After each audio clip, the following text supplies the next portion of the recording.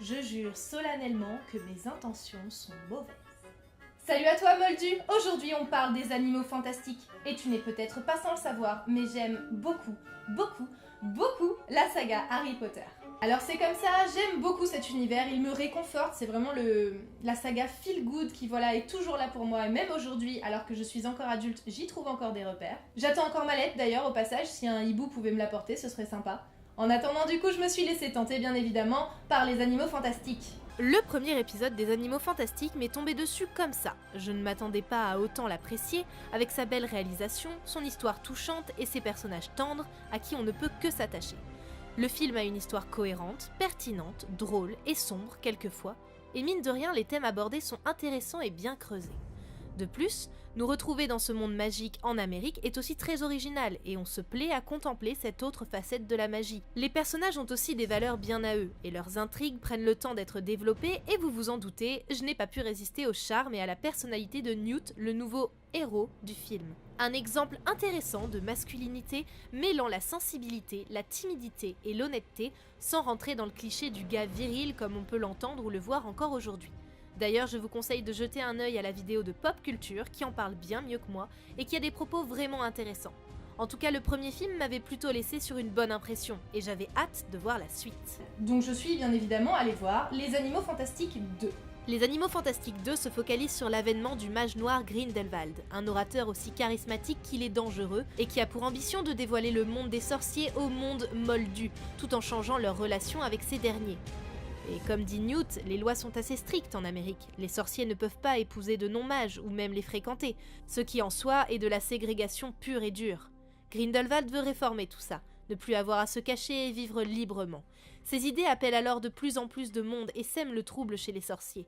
C'est alors que Albus Dumbledore, le seul capable d'être à sa hauteur et avec qui il a eu, il semble, une relation très profonde, demande à Newt de se charger de le vaincre. On y retrouve donc notre pouf-souffle favori, Newt Scamander, ou bien Norbert Dragono en français, comme on préfère. Il est toujours embarqué dans différentes histoires de plus en plus rocambolesques et il a toujours sa valise remplie de créatures fantastiques. On y retrouve aussi son sidekick rigolo en la personne de Jacob ou bien ses amis Queenie et sa presque plus qu'amie Tina. Le film touche bien sûr à des sujets plus délicats que le premier opus, et qu'il touchait déjà du doigt avec la saga Harry Potter, comme le racisme, l'exclusion, les méthodes totalitaires, et bien sûr les questionnements liés au bien et au mal, entre autres. Ce deuxième opus essaye donc de lancer la machine dans un univers très sombre, où Grindelwald est roi, et où tout le monde doit choisir, une fois pour toutes, son camp, dans cette guerre qui se profile de plus en plus vite. Mais à côté de ça, on a droit à beaucoup d'histoires emmêlées les unes avec les autres qui amènent inévitablement un manque de cohérence bien regrettable. On suivra alors Newt, Jacob, Queenie et Tina, ainsi que de nouveaux personnages secondaires qui feront tout pour déjouer le plan de Grindelwald et se battre. Tout en poursuivant une de leurs nombreuses quêtes, celle de ne pas laisser Croyance, et donc l'Obscurus, tomber entre les mains de Grindelwald. Le film reste quand même agréable à regarder, bien évidemment. On est quand même content de retrouver les personnages à qui on s'est attaché dans le premier volume, à l'univers d'Harry Potter, ce côté très magique, et il faut avouer que les effets spéciaux sont super. Le problème, c'est que en prenant le parti d'un film plus sombre, plus adulte, plus complexe que juste, admettons, j'ai perdu ma valise et il y a plein d'animaux fantastiques qui se sont échappés dans New York et c'est le bordel, je m'attendais à quelque chose de plus profond. Et là, finalement, à part des effets spéciaux, des incohérences, ça fait vraiment cache-misère, ça fait vraiment, regardez, on vous en met plein la vue pour pallier au bancal du scénario. Et ça, c'est dommage, quoi. On sent au visionnage du film qu'il est une sorte de passage entre le premier volume et la suite, c'est-à-dire les 3 prochains autres films. Et ce n'est pas vraiment fait de manière subtile. Ici, on pose les bases et on décortique l'univers et les personnages afin de mieux continuer l'aventure, qui selon moi, se mutera en quelque chose d'encore plus sombre. Les effets comiques nous laissent cette désagréable impression de plagiat du premier film, attendu, téléphoné. Et malheureusement, ils nous font sortir plus vite que l'on croit de l'intrigue. Le souci, c'est aussi que le film nous pose beaucoup trop de questions et nous perd véritablement aussi bien dans le fond que dans la forme. Et d'ailleurs, moi qui aime autant Harry Potter, et qui ai quand même bien aimé le premier volume des Animaux Fantastiques, j'étais quand même sacrément vexée. Alors oui, je salue la réalisation du film, et vraiment certains jeux d'acteurs marchent vraiment bien, mais la cohérence n'est pas au rendez-vous. J'irais même jusqu'à dire que c'est le montage qui pose problème, et c'est incompréhensible dans une super production comme celle-là. l'histoire ou les histoires, parce qu'il y en a beaucoup trop à suivre, sont beaucoup trop compliquées et je ne sais pas, l'incohérence fait qu'on sait même plus quel personnage on suit. Si on prend ne serait-ce que Queenie, là vraiment je comprends pas. Je comprends pas et je suis déçue. Elle avait un rôle certes un peu passe-partout. Déjà sa capacité de légilimen c'est quand même vachement bien exploité.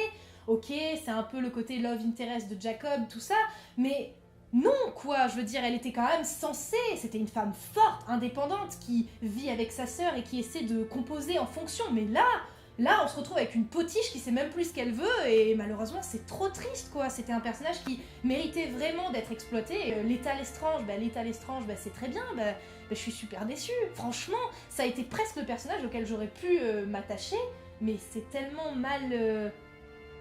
je sais pas, mal mis en place, mal mis en scène, que même quand elle meurt, je m'en fous quoi. Et alors Tina n'en parle même pas, on parlera pas de Nagini non plus, parce que la meuf elle est là juste pour lui tenir la main et se transformer en serpent. Les rôles féminins sont complètement amputés et les rôles masculins finalement ils rattrapent pas tout. Et j'adore Newt, j'adore l'acteur qui joue Newt, mais là, le pauvre, même lui je l'ai trouvé un peu palo quoi, je l'ai trouvé faux.